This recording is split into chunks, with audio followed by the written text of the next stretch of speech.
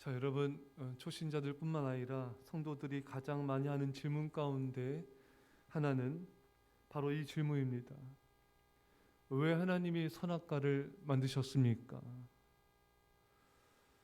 이 질문에 담겨진 의도는 하나님이 선악과를 만드시지 않았더라면은 아담과 선악과를 따먹지 않았을 것이고 인간은 타락하지 않았을 것이며 그리고 이 세상에 이렇게 죄와 저주가 가득한 것이 되지 않았을 것 아닙니까?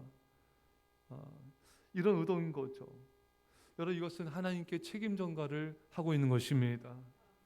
많은 사람들이 아담과 하와의 이 질문, 왜 하나님이 선악과를 만드셨습니까?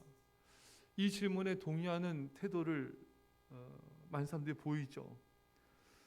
근데 여러분, 하나님이 선악과를 만드시지 않았으면은 아무 문제가 없었습니다. 이렇게 하나님께 대한 이런 태도는 참으로 하나님 앞에 교만한 것이고 무지한 것이 아닐 수가 없습니다. 하나님은 아담과 하와를 로봇으로 만들지 않으셨습니다. 자유의지를 주셨습니다. 이 말은 아담과 하와를 인격을 가진 인격자로 하나님이 만드셨고 그렇게 존중을 하신 것입니다. 자유의지로 본인이 선택하여 책임지는 인격체로 하나님이 만드신 것이죠. 극히 우리 인간을 존중하신 것입니다. 여러분, 만약 로봇으로 만들어가지고 우리가 지금 살고 있다면은 얼마나 여러분 불행하겠습니까? 뭐가 있겠습니까? 아무런 자유지도 선택도 결정도 책임지는 삶도 없이 그냥 우리는 아무 생각이 없는 것이죠, 여러분. 하나의 로봇, 그냥 그거 로봇에 지나지 않는 것입니다. 그런데 사람들은 하나님의 존중을 비판합니다. 하나님이 우리를 인격체로 다루시는 은혜를 원망 불평하는 것입니다. 자신들이 죄를 범하고 하나님께 죄를 뒤집어 씌우는 파렴치한 모습을 보이고 있는 것입니다. 오늘 아담과 하와를 보십시오. 죄를 범한 아담에게 하나님께서 먹지 말라 명한 그 나무 열매를 내가 먹었느냐? 이에 대한 대답으로 아담이 이르되 하나님이 주셔서 나와 함께 하신 여자 그가 그 나무 열매를 내게 주므로 내가 먹었나이다. 그러니까 아담은 하와 탓을 하고 있죠. 하와가 줘서 먹었습니다. 전 잘못이 없습니다. 근데 하와만 탓하는 것이 아니라 하나님이 주신 그 여자, 하나님이 그 여자 하와를 내게 줬기 때문에 내가 죄를 범한 거 아니겠습니까? 그러니까 오늘날 우리의 질문과 똑같은 거예요. 하와를 왜 줬냐 이거예요. 하와를 안 줬으면 내가 죄를 범하지 않겠습니까? 이렇게 하나님께 자신의 죄를 뒤집어 씌우는 그런 태도를 이 파렴치한 모습을 보이고 있는 것입니다.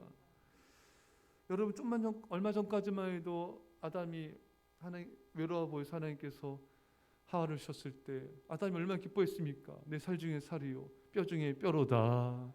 너무나 기뻐하고 즐거워했는데 이 죄를 짓고 나서는 아내 탓, 하나님 탓 이러고 있는 거예요. 여러분, 내가 죄를 범하여서 상황과 환경이 어려워지고 힘든 일이 발생한 것입니다. 근데 우리는 그럴 때 또 아내 탓, 남편 탓, 다른 누구를 탓하며 하나님을 탓하는 이런 배은망덕한 모습을 볼 때가 많이 있는 것입니다. 여러분, 그러해서는 안 되는 것이죠. 하나님께서 우리를 얼마나 사랑하셔서 우리에게 아내를 주고 남편을 주고 자녀를 주고 또 많은 것들을 주지 않았습니까? 근데 우리가 남편과 아내 또 자녀 누군가를 탓한다는 것은 하나님이 내게 주신 선물을 내가 원망하는 것이에요. 또 하나님께 내게 주신 그 선물을 주신 하나님을 우리가 비판하는 것입니다. 그래서 하나님께서는 원망불평을 너무 싫어하시는 거예요. 다른 사람을 탓하는 것이고 하나님을 탓하는 것이고 은혜를 저버린 모습이기 때문인 것입니다. 여러분, 하나님이 우리를 얼마나 인격적으로 대하시는지 성경 전체를 통해 우리 알 수가 있습니다. 다른 종교에는 신이 설명된 종교가 없습니다. 타 종교에서의 신은 초월만 갖고 있어요. 그 초월자의 힘을 빌어 쓰는 방법만 가르치고 있는데 그 방법이 주문이나 부적인 것입니다. 그러나 하나님은 끊임없이 자신을 이스라엘 백성들에게, 우리에게 설명하고 계십니다. 왜 하나님이 우리에게 자신을 나타내시고 설명하시냐 하면은 우리를 기계나 로봇으로 대하지 않기 때문인 것입니다. 전기가 나갔을 때 그 전기에다 대고 콘센트에다 대고 너 정신이 있냐 없냐 하는 사람은 없어요. 그냥 어딘지 살펴보고 그냥 고치면 끝나는 겁니다. 왜? 말하지 않아요. 왜? 인격체가 아니기 때문에 그렇습니다. 하나님께서 우리에게 말씀하시고 설명하신다는 것은 우리를 인격체로 대하신 것입니다. 성경 전체를 통해서 보면 하나님이 계속해서 이스라엘 백성들을 찾아오셔서 사람들을 다시 당신의 백성들에게 찾아오셔서 설명해 주시고 또 때로는 안타까워하시면서 감정까지 동원하시면서 우리에게 설명하시고 우리를 설득하시는 것입니다. 자신의 마음대로 되지 않을 때 부모가 또 자녀에게 설명하고 또 설득하고 또 납득하도록 하지 않습니까? 사랑하고 또 인격체로 되어서 쓰는 것입니다. 하나님은 우리에게 말씀하시고 우리의 지성과 감성과 감정과 의지에 대고 계속해서 말씀하시고 우리를 조종하지 않으신 것입니다. 사랑하는 여러분, 하나님은 이스라엘 백성들에게, 당신의 백성들에게 출애굽 사건과 40년의 광야 생활을 통하여서 하나님이 어떠한 분이신지, 또 이스라엘 백성들을 얼마나 사랑하시는지, 당신께서 하신 약속을 얼마나 신실하게 지키시는 분이신지 계속해서 보여주시고 설명하여 주시고 인도하여 주신 것입니다. 우리에게도 마찬가지입니다. 하나님은 우리에게 찾아오셔서 당신을 보여주십니다. 우리에게 말씀하여 주시고 우리를 설득하여 주시고 우리로 하여금 스스로 행복할 수 있도록 계속해서 우리를 인격적으로 인격체로 대하고 계신 것입니다. 자, 이런 우리 하나님이신데 사람들은 또 오늘날의 사람들은 어떠한 또 질문과 태도를 취한지 아십니까? 왜 누구는 구원하여 천국에 가게 하고 왜 누구는 구원하지 않아서 지옥에 떨어지게 하느냐는 것입니다. 참 이 질문도 이런 태도도 참 어처구니가 없는 거죠. 우리 한번 봅시다. 어느 학생이 10여 명의 일진들로부터 정말 학교 폭력을 당했습니다. 온몸이 망신창이가 됐어요. 거의 뭐 정말 눈뜨고 볼 수 없을 정도로 정말 엉망이 돼버렸습니다. 이렇게 폭력을 당했는데 이 학교 폭력 행한 자들은 엄한 벌을 받아야 됩니다. 일부는 중형을 선고를 받을 정도로 죄를 범하였고 또 일부는 사형 선고까지도 받을 수 있는 그런 엄청난 죄를 범하였어요. 그런데 학교 폭력을 당한 그 학생이 일진들이 받아야 될 중한 벌을 대신 받겠다는 거예요. 그 대신 받아 죽었습니다. 대신 죽음으로 엄벌을 받아야 될 이 학생들을 살린 것입니다.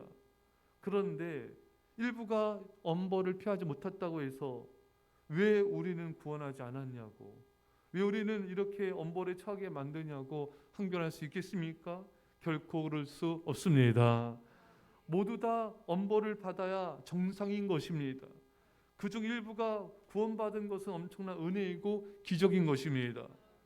여러분, 우리 죄 때문에 예수님이 채찍질 당하시고 십자가에서 그 죽음을 당하신 것입니다.